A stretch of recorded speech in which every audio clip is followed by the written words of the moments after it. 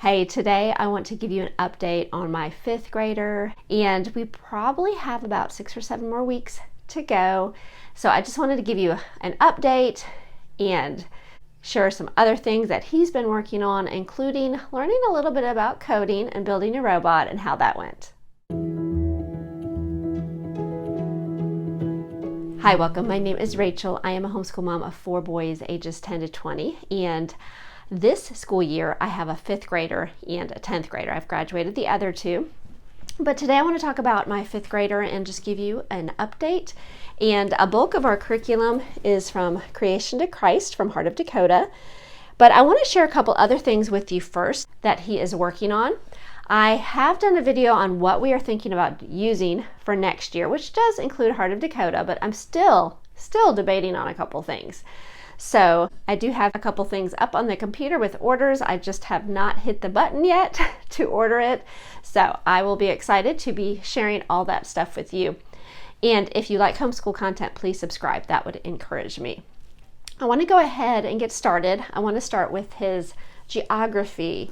He was using these from Memoria Press this school year. He's finished up these books and he has moved on. This is level 2 from Memoria Press, geography, and it's more Africa, Asia, Oceania, and the Americas. So, and this book is a little bit different.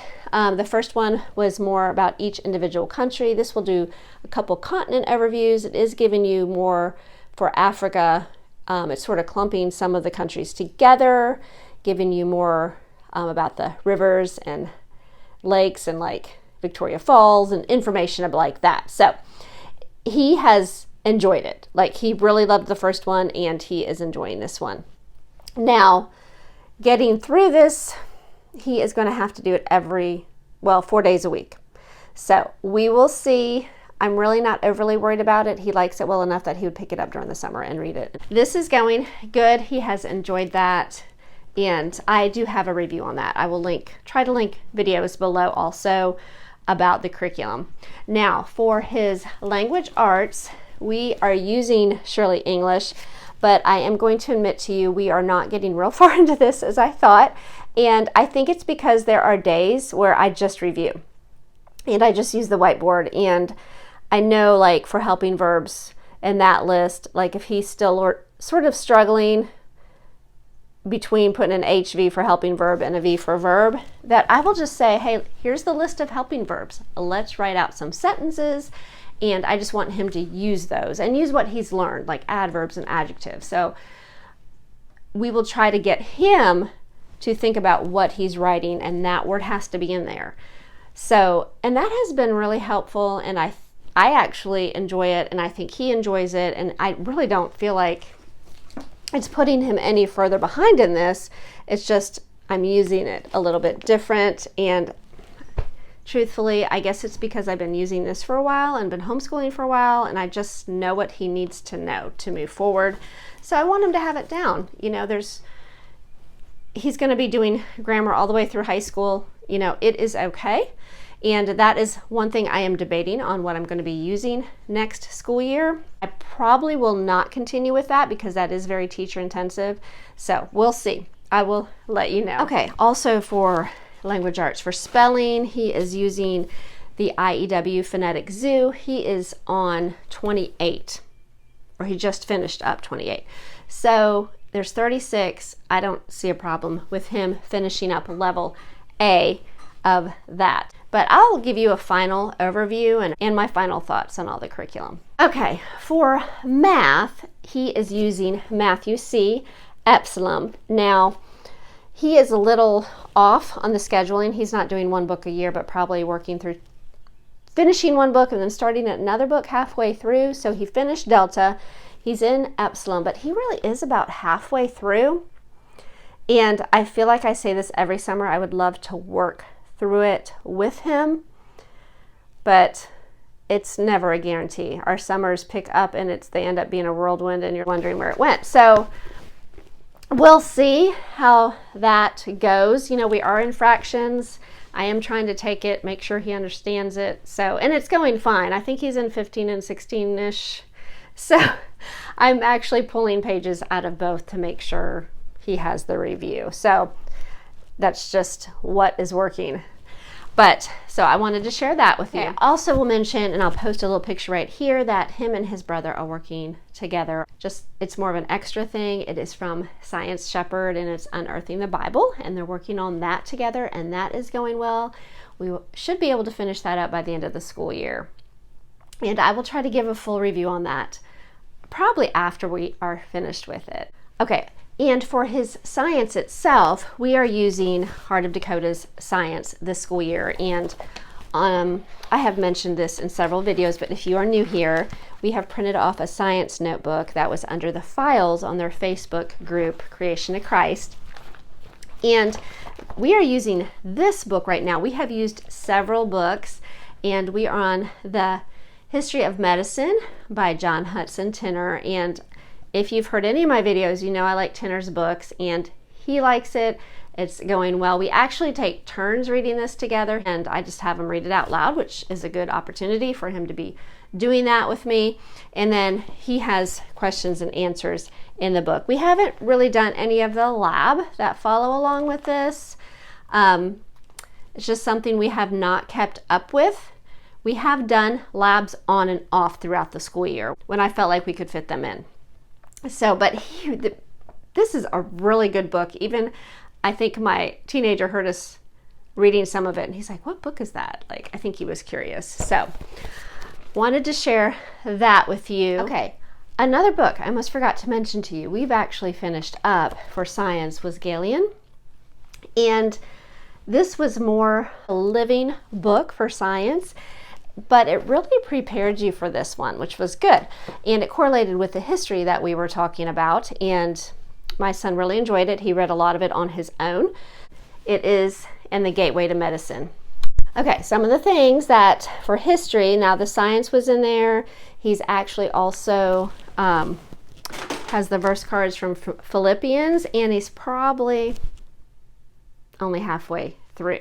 But he got a little bit behind. We have picked that back up, and I think he's a little determined. So I think that is going good. And really, when he took a little break and picked it up, he actually remembered everything. So that just blessed my heart that he wasn't just going over verse by verse. He really did remember everything that he had already memorized. So that was a blessing.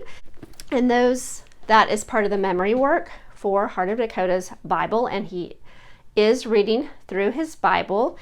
And let me mention a couple of the books, the Spine and also the read alouds for the history for Heart of Dakota for Creation to Christ. So the Spine that he actually finished up was ancient Rome, and that's sort of what we were reading along with Galion. And this was a good book. I feel like these are great books, very informative. It makes you want to read the next one because I know there's more.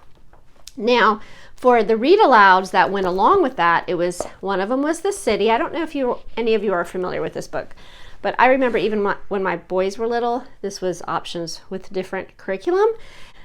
I always see that book, and it just isn't something like I'd want to pick up, but it really is very informative, very interesting, and very easy for him to read. So it just talks about how they built Rome and the different roads, and how they even started out in the middle of nowhere, and where they begin with the layout of building the different cities outside of Rome. So that was really good. And the book we are reading now is Traveling the Way. And this is a really good book. And it's just about a young slave, Gentile slave, who escapes and meets a family who sort of takes him in. They are Jewish, but the dad becomes a Christian. So they're all in the middle of that right now. We have not finished it, but excited to see what happens, and of course how the Lord works.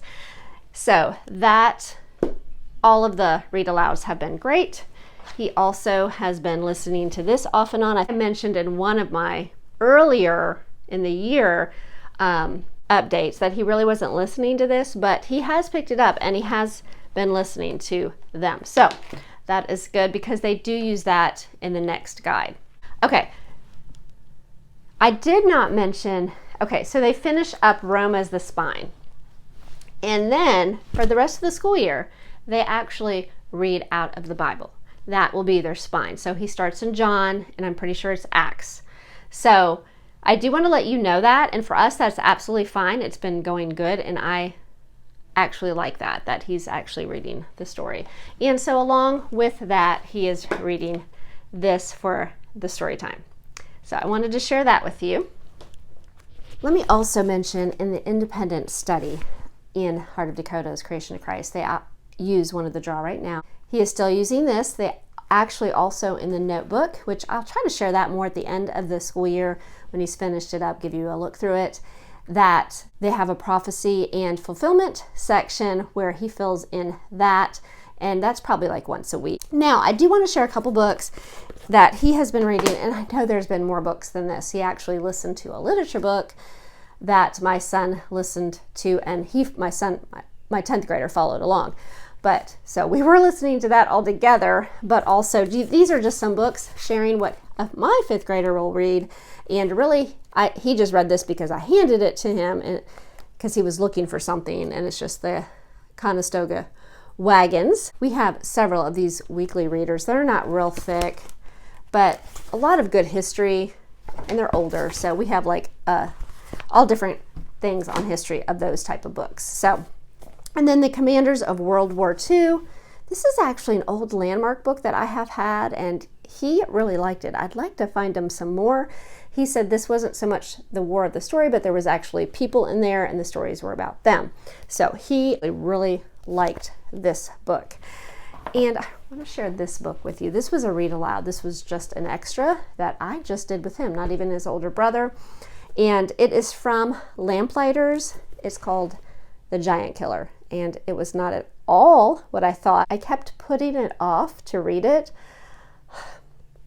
You've got to have this book. I mean, if you have like 6th grade or under, really, this was convicting for me. Your teenager should read it.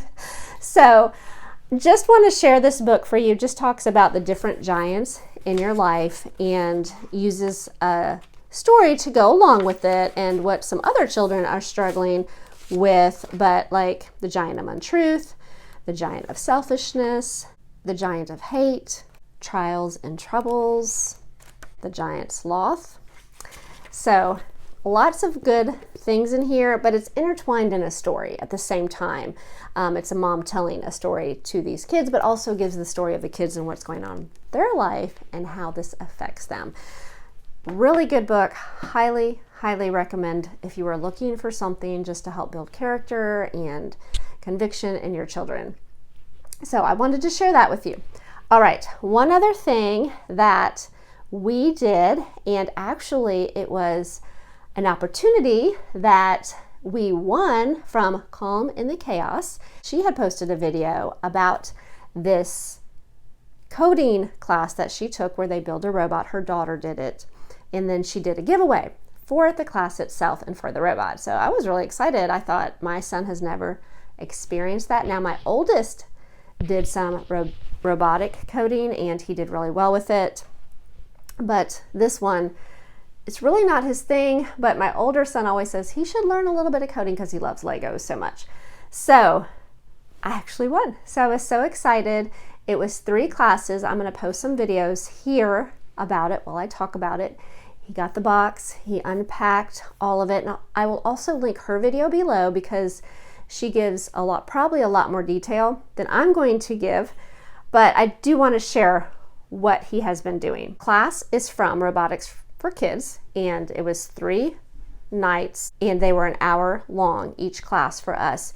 And he was very nervous because he had never done anything like this, like a Zoom. We actually used one of my boys' iPads for that part of it because we had to have the computer available for the programming. He really suggested a laptop and we didn't have one, and I think that would have helped a little bit. And this mama is not the most techie, so that didn't help my son either. But my oldest got home the 2nd class and was able to help with a couple things that we were not getting set up correctly. The 1st class, he put the robot together, and then the next class, he started putting more parts together and the wiring, and then he got it connected to the computer and had it moving. and showed us the coding program. So we had to download some things to our computer.